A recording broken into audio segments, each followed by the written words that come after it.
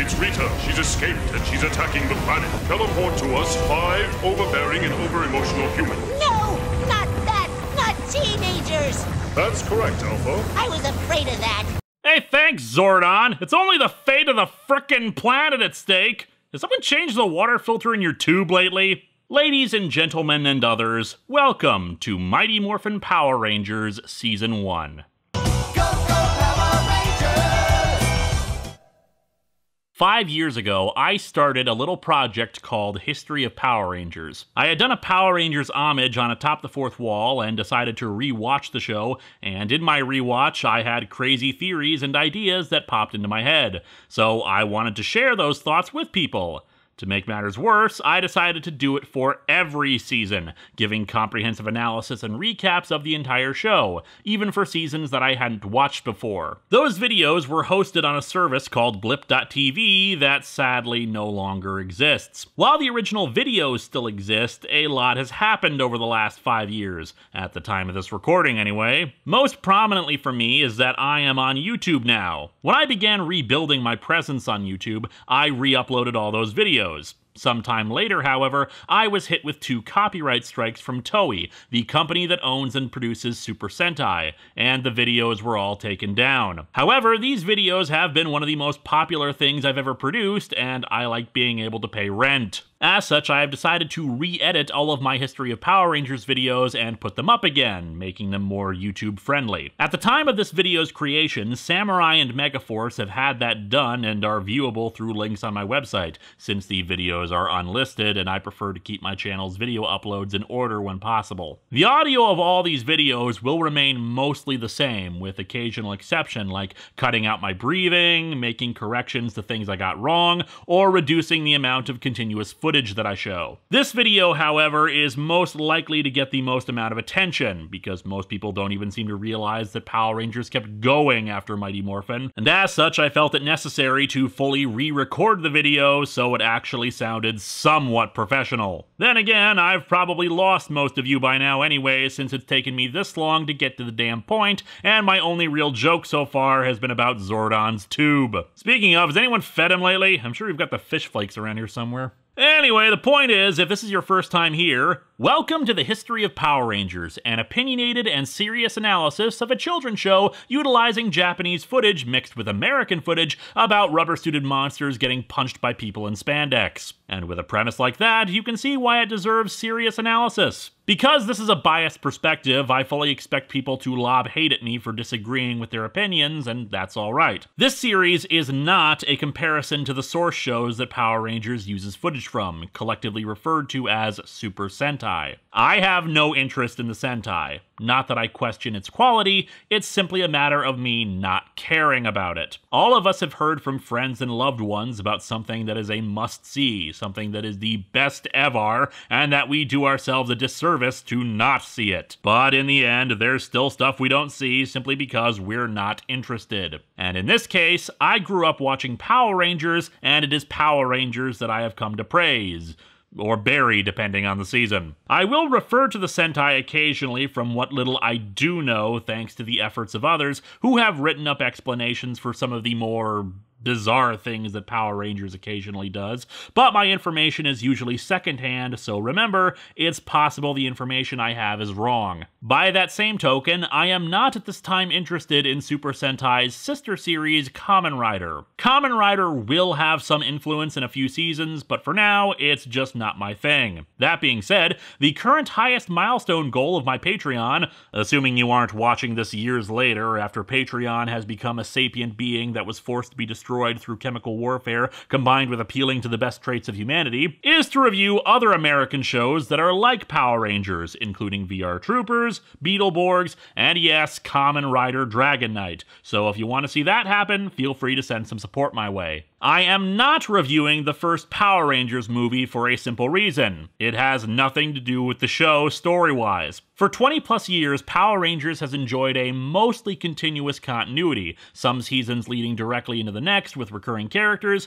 but the movie takes place in its own separate universe and I feel no need to cover it. For a more comprehensive look at it, though, I did a review of a comic adaptation of it on Atop the Fourth Wall. With all that out of the way, let's talk about the first season. Mighty Morphin Power Rangers was an idea that Haim Saban had had for several years in the 80s, in particular in 1986 producing a pilot for adapting the Sentai Bioman. Saban and partner Shuki Levy were mostly known at the time for composing music for kids shows, including but not limited to Inspector Gadget, He-Man, and The Real Ghostbusters. Saban loved the idea of mixing the Japanese and American footage, saving production costs a ton, but unfortunately no one was interested in it. According to Levy, Saban carried a video cassette of it around and kept pitching it to networks. And they all thought it was the worst thing they'd ever seen. In 1988, Saban formed his own production company and made several shows, including the hit that was the X-Men animated series. However, in the early 90s, Margaret Loesch, the head of Fox Kids, was looking for a new series that'd be adventurous, fun, and silly, and Saban showed her the Bioman pilot. Loving the idea, they refined the concepts and negotiated with Toei for a different, then more recent Sentai, Kyoryu Sentai Jew Rangers, and thus Mighty Morphin Power Rangers was born. The series begins somewhere in space. The implication has always been that this is the moon, although in the Sentai it was not. But as the show progresses, we'll learn that the moon is weird in the Power Rangers universe. There's a breathable atmosphere, for that matter, an atmosphere at all. The gravity is normal, and we're still landing on it. Now, in some circles, people debate about whether or not this isn't actually just some other planetoid near Earth, but since future instances will refer to the villains being on the moon, we're gonna call it as such. Anyway, two astronauts find what's called a dumpster, hence the title of the first episode, Day of the Dumpster. That's something else I never got. It's not a dumpster, it's a bin or a barrel. Maybe you can get away with calling it a trash can, but most trash cans aren't made of stone or have jewels engraved in them. But anyway, the astronauts decide to not radio in that they found an alien object, but instead decide to open the quote-unquote dumpster, releasing Rita Repulsa and her band of freaks, her gorilla knight Goldar, her monster maker and scientist Finster, and the comic relief duo of Squat and Babu. Rita Repulsa is a sorceress often referred to as an Empress of Evil, because alliteration makes you sound cooler than a sorceress of mild irritation. Anyway, she spent 10,000 years in the dumpster and now wishes to conquer the first planet she sees, Earth. As you saw before, Zordon, the big giant head, detects Rita's escape and decides to assemble a team of 5 teenagers to combat her. And let's meet those teenagers now. In other installments, we'll save character stuff for the end, but the problem with these early seasons is that while the characters have personalities, they don't have much in terms of an arc. First is Jason, the Red Ranger who teaches a karate class. He is stoic and confident. Zack, the Black Ranger, is Jason's best friend and teaches what he refers to as hip-hop aikido, basically combining breakdancing and fighting. Admittedly, that's kind of stupid in hindsight, but actually it does make for some impressive fighting moves. And some silly ones, but hey, on my show I've got a ninja-style dancer, so who am I to judge? Next, there's Trini, the Yellow Ranger. Okay, let's comment on this. Yes, the Black Ranger is black and the Yellow Ranger is Asian. Let's get this out of the way. They honestly did not realize what they had done in casting until about the 10th episode. It was an honest, if horribly racist mistake, and they rectified it in future casting. Most of the time. There were actually a few pilots made of the first episode, even originally taking place in a bowling alley instead of the juice bar that is used for the social gathering point in the show. In at least one of those pilots, Trini was played by actress Audrey Dubois, who is not Asian. Although ironically, Tommy, who would later become the Red Ranger, was a character with Native American connections. Whoops. Anyway, Trini is also a martial artist, but it's harder to get a gauge on her character. She's probably the least developed of the original team. And I'd be remiss if I didn't mention that the actress who played her, Thuy Trang, tragically passed away in a car crash in 2001. Trini served the purpose of translating the technobabble of the next character, Billy. Billy is the stereotypical brainy nerd, yet if you see him without bulkier clothes, his physique is actually on par with the others on the show. Billy will be a mainstay of the show for the longest time, even after he stops being a Power Ranger. And finally, Kimberly. The second to last of the original 5 to leave the series, she is the stereotypical Valley Girl, a gymnast who loves the mall, and etc, etc. Like Billy, because of how long she stayed on the show, her character will develop beyond the superficial qualities we see in the early days. However, it's also time to meet the real stars of the show. Oh no, look who's here. Ball and Skull. Bulk and Skull last through 6 seasons of Power Rangers and are the characters that have the most development over the course of it. What started as comic relief bullies evolved into 2 characters who nobly stood up to evil. I love these 2. They're like the 3 Stooges of my generation. Yes, their comedy was often quite predictable, but they added some much needed levity during some of the darker turns of the first few seasons. Sit down. Oh boy, the building's about to fall down. I'm not finished with my ice cream yet.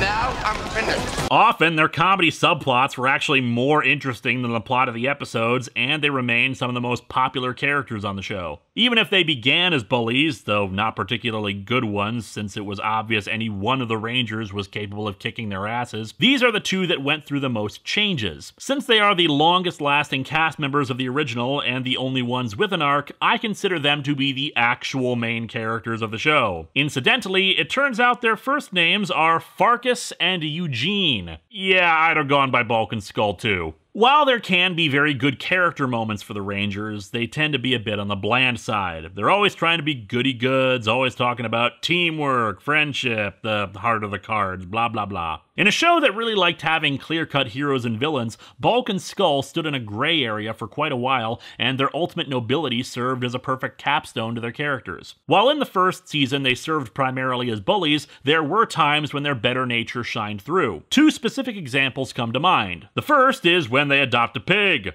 Now, ultimately, the pig proved to just be a monster, and they were frightened of it when that happened, but they seemed to actually be nice to it and want to take care of it after adopting it. The other is in the episode Crystal of Nightmares, where the 2 are put into a dream state. And what do they dream about? Becoming superheroes and saving the world. Now, in the dream, they can't drive the Megazord properly, but I think the fact that they want to be good guys, even if they are selfish and inept, will help come into play in later seasons. But now, back to the plot. Rita launches an attack on Earth, causing an earthquake to develop. As people jog lightly out of the juice bar in panic, the 5 teens suddenly decide to stay exactly where they are, planted to one spot, before being teleported away by Zordon. Zordon explains the plot of the show, that they have to fight Rita using morphers that will harness the power of ancient beasts like dinosaurs, the saber-toothed tiger, and the mastodon. We also meet Alpha 5. Alpha can get pretty annoying early on with his constant proclamations of "ay ay ay ay ay,"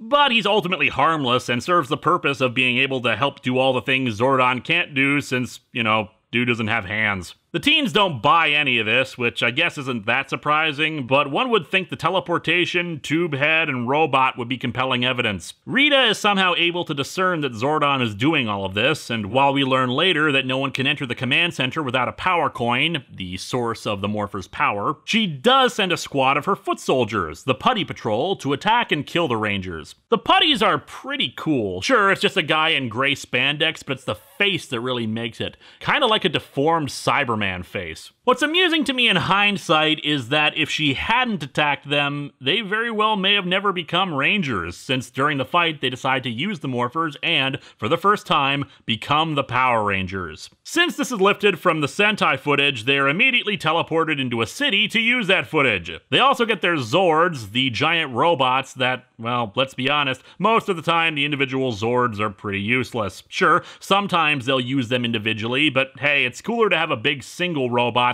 instead of 5 smaller ones. The original Megazord is classic. From the horns to the big-ass chest to the power sword, it's just iconic. I love it because it's just so simple. A big blocky robot that looks like it can kick your ass. Kind of has an Optimus Prime face going for it. One of the recurring elements of a lot of seasons is that the Red Ranger Zord usually gets the most screen time and also an alternate mode, or just an alternate Zord altogether, while the rest basically just exist to be combined into the Megazord. As a first season, especially the earlier episodes, there were a lot of goofy ideas that were put in because they were still finding out their place and how they wanted the show to work. For example, in the second episode, we see this super duper martial arts move.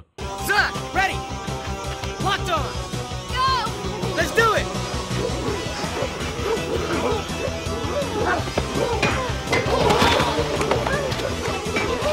Suddenly puts that scene in Matrix Reloaded with Neo spinning on a stick in perspective, doesn't it? Elements seen in the first few episodes wouldn't really make any reappearances later. For example, the Rad Bug. The Rad Bug is one of the silliest, most illogical things Power Rangers ever did. Billy invented a flying car that could enter the command center somehow. We have to assume he used technology from the command center to build this thing, because otherwise, Billy just invented a flying car out of crap that he had in his garage. And you know what? It's awesome! Why the hell didn't they ever bring this back? By the 17th episode, we had what was probably one of the best things they ever did for the series, and has had a lasting impact to the point where even the advertising for the final episode of the season 20 years later was all about his return.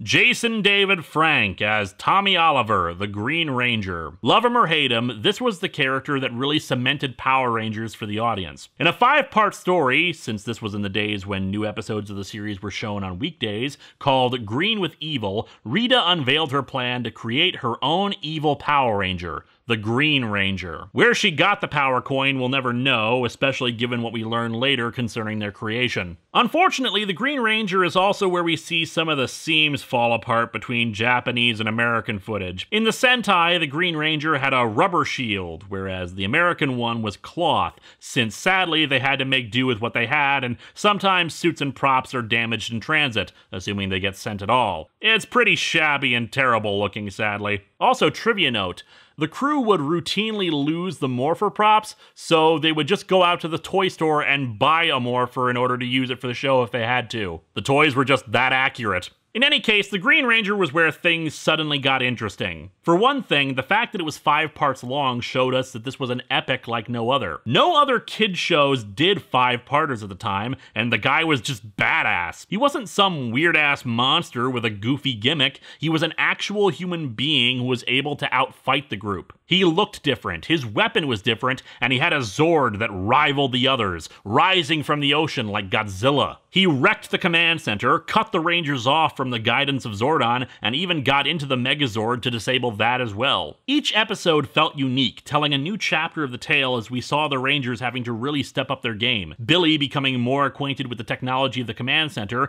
Jason being put in mortal peril as he's kidnapped and has to face Goldar and the Green Ranger without being able to morph. It's glorious. It also introduced another general for Rita, Scorpina. In my original version of this video, I neglected to mention Scorpina because she has no impact on anything. She's in the first season here and there, appears again at the beginning of season 2, reappears for another episode in the season, and that's the end of her. Ultimately, the Rangers broke the spell Rita had placed on Tommy, and he officially joined the team. It's just a really well-written and suspenseful story, in my opinion. They also started the first official romance with Tommy and Kimberly, which, while not really going anywhere with the relationship beyond their dating, it's mostly notable for the fact that they're pretty much the only couple in Power Rangers allowed to kiss. Over time, the show settled into its standard format of issue of the day, monster, Zord fight, and finally tawdry resolution of the issue at the end.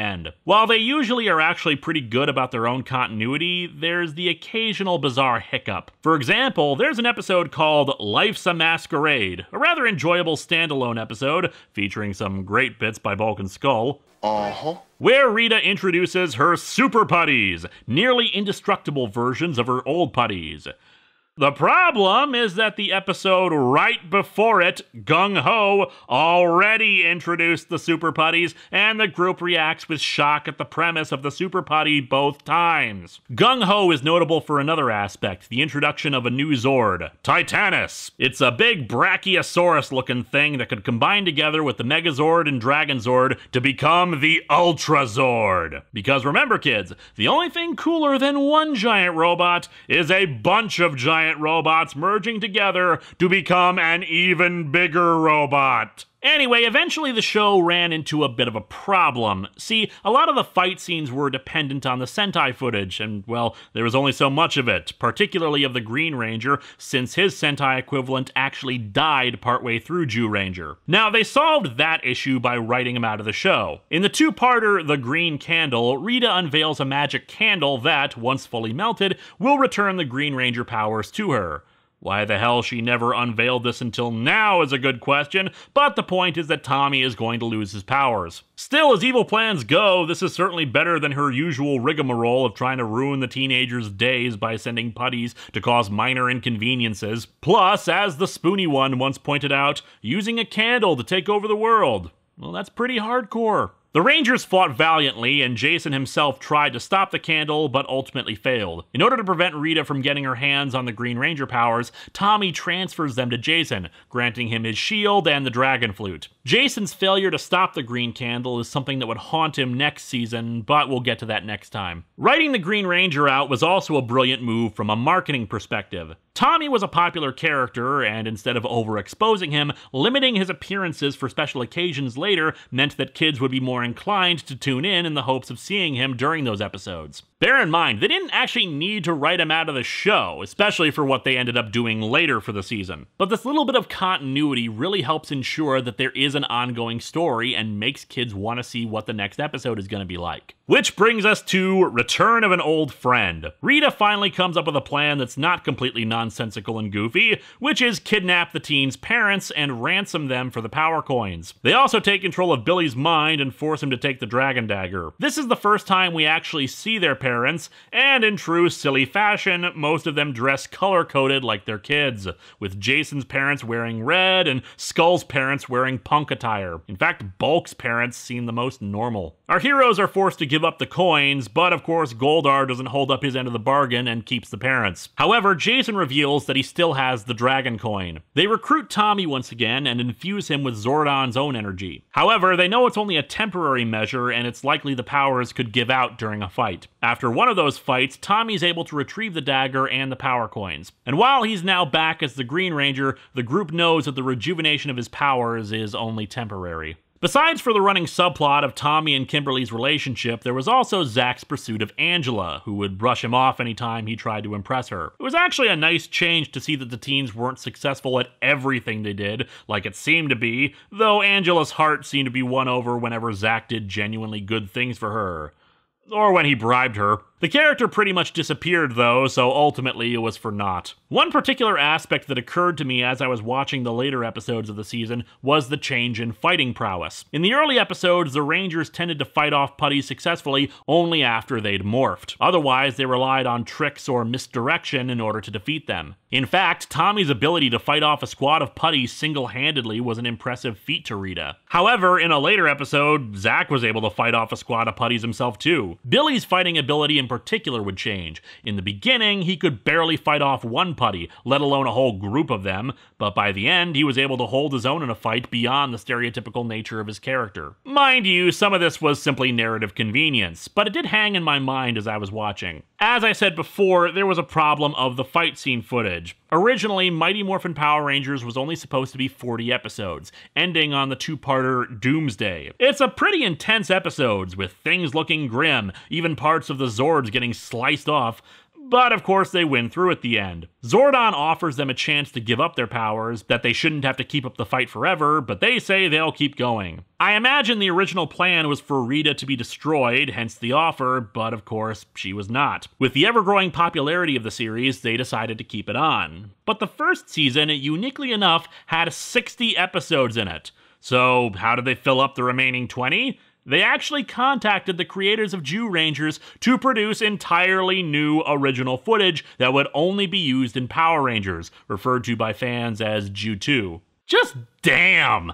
The problem that Power Rangers continually face throughout its existence is its low budget, yet what the hell kind of budget did this first season have? While dubbing a show is by no means a cheap process, it would have been considerably cheaper than continually producing original footage with all these characters, having the new footage made by the Japanese producers, and as we'll see, all new sets and villains made exclusively for this show. Now, as I said at the introduction, I started noticing an underlying theme of this season, or at least a motif. It's likely not something that was intentional on the part of the writers, but I feel like it's there regardless. A continual struggle between magic, or at least steampunk fantasy for Rita, and technology for the Rangers. While both sides of the conflict utilize magic or technology, their methodology and surroundings are completely on opposite sides. Rita's palace is full of magic trinkets, and its overall atmosphere is meant to evoke a witch's lair. Her monster-making machine turns clay figures and pops them out as actual living beings. She has a magic wand to make her monsters grow, and she routinely uses magic items to achieve her goals,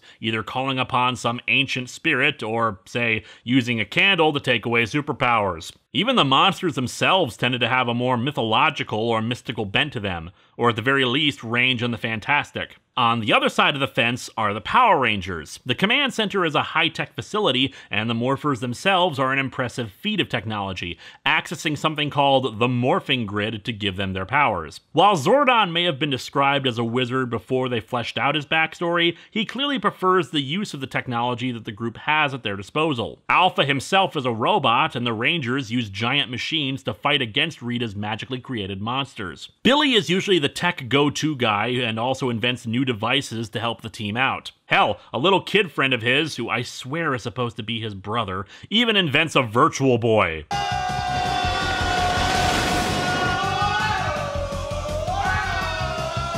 Technology is presented as something extraordinarily necessary and useful to the team and the world at large. Mysticism and magic, while useful sometimes, are presented as tools of evil. What's interesting about this is that by the time we reach Zeo, that position will have swung more towards a balance. One thing I definitely neglected to mention originally was, well, the pretty obvious Wizard of Oz connections. I'm not sure how much of that was actually part of Zyuranger's inception, but it's pretty cool how much of an influence it had. You've got a giant floating head referred to as a wizard, which, considering they change his backstory slightly a bit later to be an alien, could be considered the man behind the curtain idea.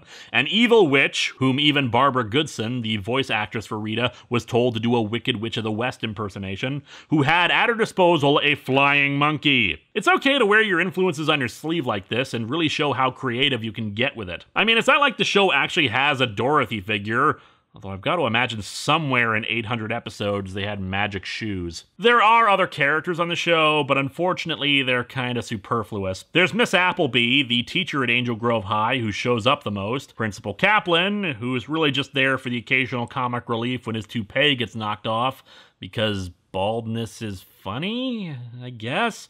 But the other most recurring character is, of course, Ernie, owner of the juice bar. I feel sad that he never really did much on the show aside from occasionally helping out the teens with something they were doing, because he has kind of a quiet charm to him. Like the friendly barkeep who's always there to dispense sage wisdom. Hell, if I was writing this nowadays, I'd make Zordon the mentor who could help them with larger-than-life stuff, while Ernie would be the one to help them with stuff all too human. Overall, the success of the show was probably not built on the most engaging of circumstances. While the acting is mixed in the early episodes, the characters do all eventually grow into a position where they're completely believable in their roles, as long as you ignore them preaching about community this and environmentalism that and teamwork and all that crap. Guest characters would be the worst actors, since it comes off as not knowing if they should take their material seriously, or in some cases, they're just terrible actors, like the aforementioned episode with Billy's not brother, with lots of people clearly dubbed in. I owe you an apology, Willie.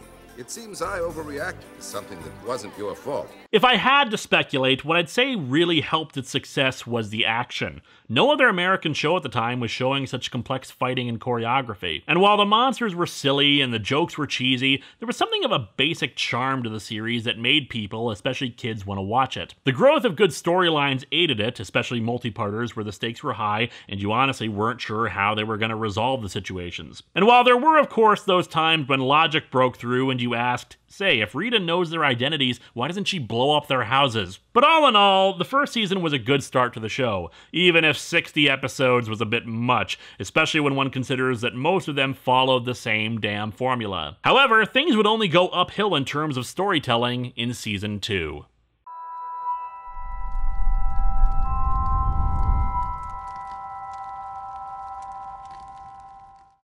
Hey guys, I mean, you don't even know what you're talking about. We were talking to a giant floating head.